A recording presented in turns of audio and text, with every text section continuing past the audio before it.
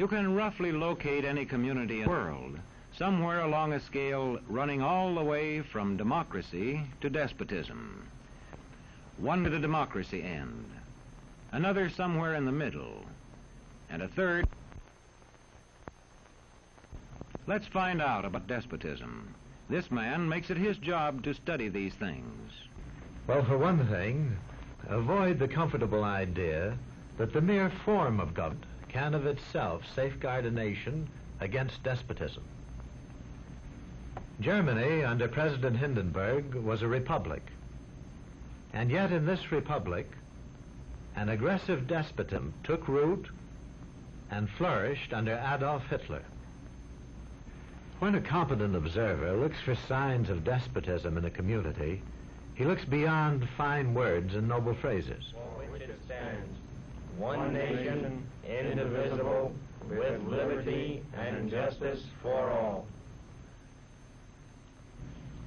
Many observers have found that two workable yardsticks help in discovering how near a community is to despotism: the respect scale and the power scale.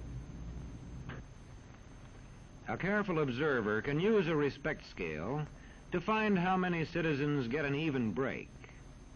As a community moves towards despotism, respect is restricted to fewer people. A community is low on a respect scale if common courtesy is withheld from large groups of people on account of their political attitudes.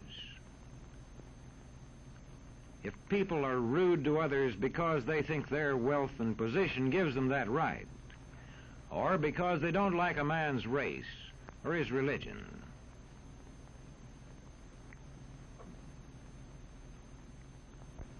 Equal opportunity for all citizens to develop useful skills is one basis for rating a community on a respect scale. The opportunity to develop useful skills is important, but not enough. The equally important opportunity to put skills to use is a further test on a respect scale.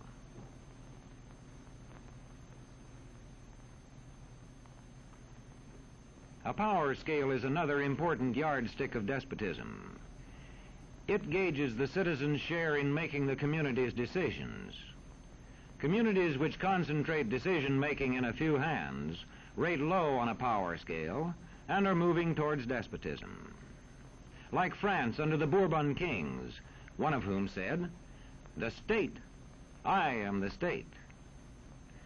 Today, democracy can ebb away in communities whose citizens allow power to become concentrated in the hands of bosses.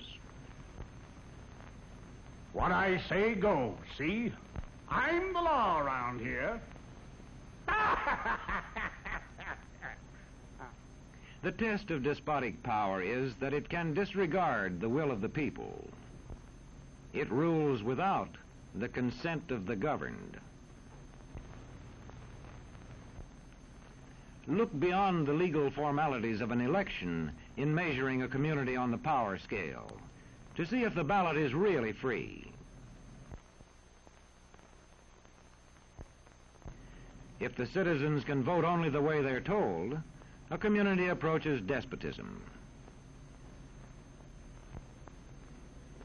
When legislatures become ceremonial assemblies only and have no real control over lawmaking, their community rates low on a power scale.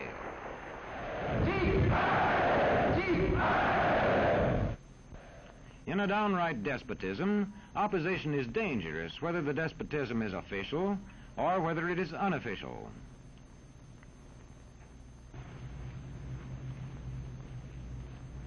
The spread of respect and power in a community is influenced by certain conditions, which many observers measure by means of the economic distribution and information scales.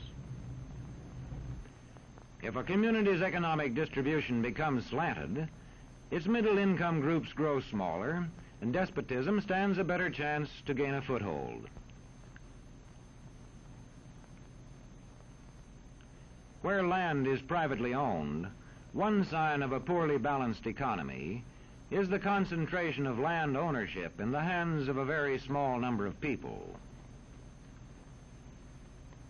When farmers lose their farms, they lose their independence. This one can stay on, but not as his own boss anymore. To the extent that this condition exists throughout a nation, the likelihood of despotism is increased. In communities which depend almost entirely on a single industry, such as a factory or mine, maintaining economic balance is a challenging problem.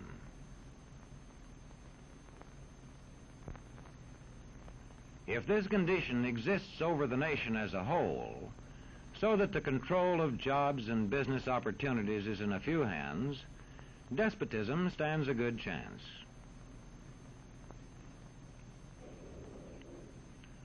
Another sign of a poorly balanced economy is a taxation system that presses heaviest on those least able to pay. A larger part of a small income is spent on necessities such as food. Sales taxes on such necessities hit the small income harder. In the days of the salt tax, feudal despotisms were partly sustained by this and other effects.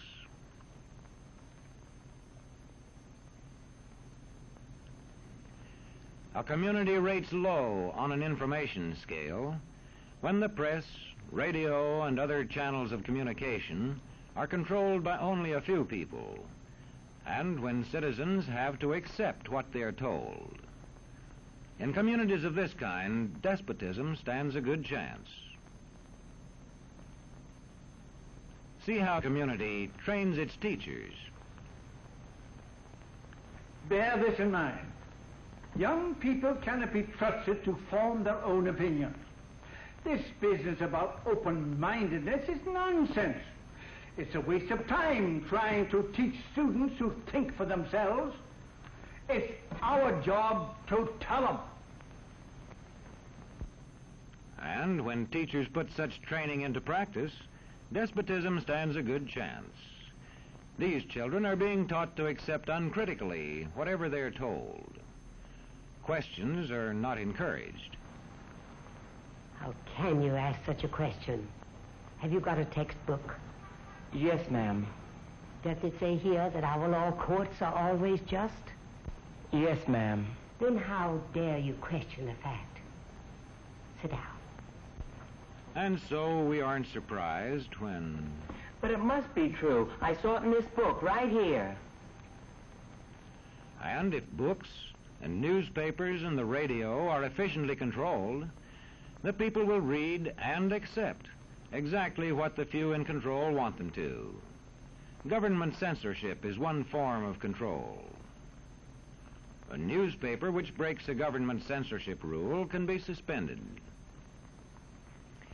It is also possible for newspapers and other forms of communication to be controlled by private interests. I thought I told you to kill that story. It'll cost us a lot of advertising. If that story goes out, I quit. All right.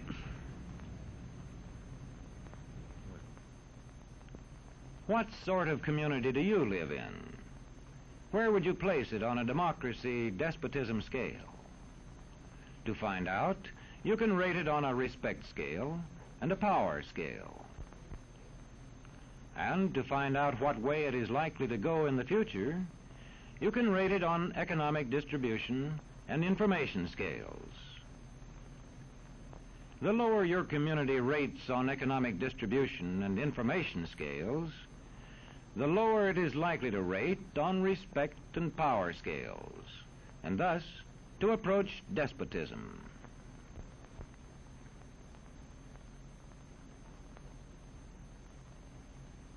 What happens in a single community is the problem of its own citizens.